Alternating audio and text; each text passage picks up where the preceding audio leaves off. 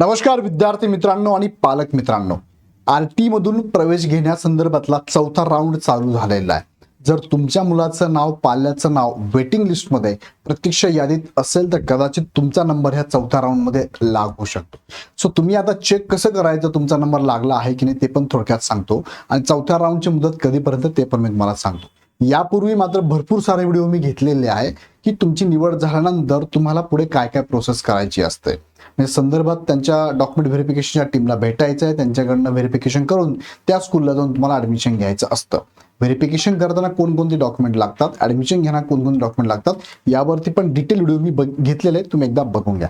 चला तर बघूया मग चौथा राऊंड सुरू झाला त्या संदर्भात. पण तत्पूर्वी इग्नाइट पाठशाळा नेहमी शालेय जीवनातल्या विद्यार्थ्यांना गायडन्स करत आलेली आहे. इग्नाइट अकॅडमी तुम्हाला इव्हन दो 12वी नंतर कोणत्या करिअरच्या संधी आहे, JEE, नीट असेल, CET असेल, इतर साऱ्या CDच्या एक्झाम असेल त्याची पण माहिती तुम्हाला या चॅनलवरती मिळणार आहे.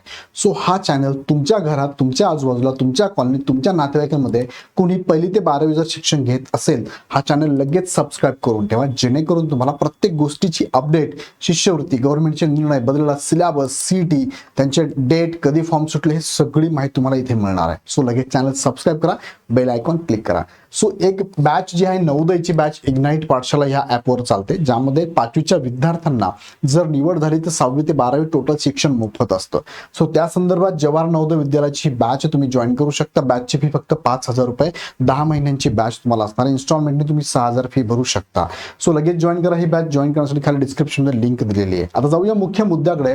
बघा तुम्ही वेबसाईटला गेला आरटीच्या, तर त्यांनी मुदत टाकली बघा की जी निवड यादीतील लिस्ट क्रमांक 3 प्रवेशपात्र विद्यार्थ्यांना प्रवेश घेण्याची मुदत त्यांनी 4 जून पासून ते 12 जून पर्यंत दिलेली आहे. आता हा जो चौथी लिस्ट म्हणूया आपण किंवा तिसरी लिस्ट बघा, पहिले झाली ती रेग्युलर झाली, नंतर वेटिंग लिस्ट फर्स्ट झाली, सेकंड झाली आणि थर्ड असं म्हटलं तर ही बघूया आपण 4 नंबरची ऍडमिशन प्रोसेस चालू आहे. म्हणजे चौथा राऊंड चालू झालेला आहे. आणि यामध्ये अजूनही तुम्ही जर वेबसाईटला गेलात तर तुम्हाला लगेच लक्षात येईल की अजूनही यामध्ये 12,600 विद्यार्थ्यांचे ऍडमिशन अजूनही बाकी आहे. मी तुम्हाला डायरेक्टली लाईव्ह घेऊन जातो बघा आरटीच्या वेबसाईटला आणि तुम्हाला शो करतो मी की सध्या प्रोसेस कुठपर्यंत आले. बघा हे आरटीचं वेबसाईट आहे.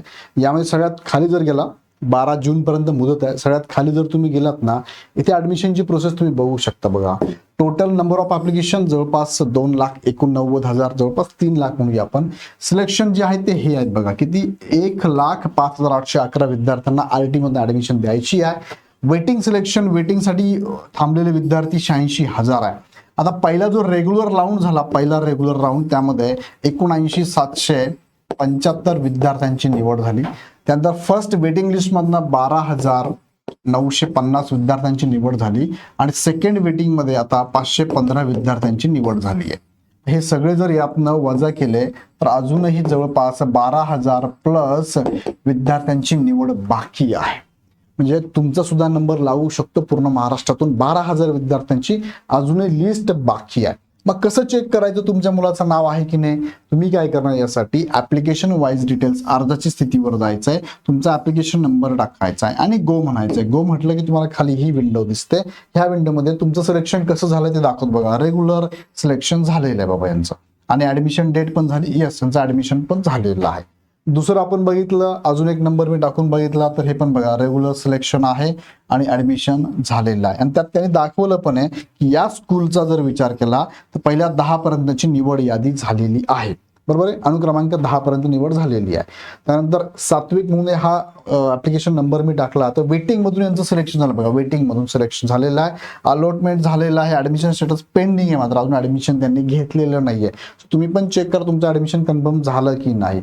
नंतर अजून एक आहे की असा नंबर टाकला तर सांगताय this application is not selected in any school, यांचं सिलेक्शन झालेलंच नाहीये. तुमचं झालं असेल तर तुम्हाला अशी विंडो येईल बघा, वेटिंग मधून सिलेक्शन झालेलं आहे. सो तुम्ही लगेच जाऊन तुम्ही अलॉटमेंट लेटर घेऊन टाका आणि ऍडमिशन कंप्लीट करा. सो या संदर्भातली ही महत्वाची अपडेट तुमच्यापर्यंत पोहोचवली.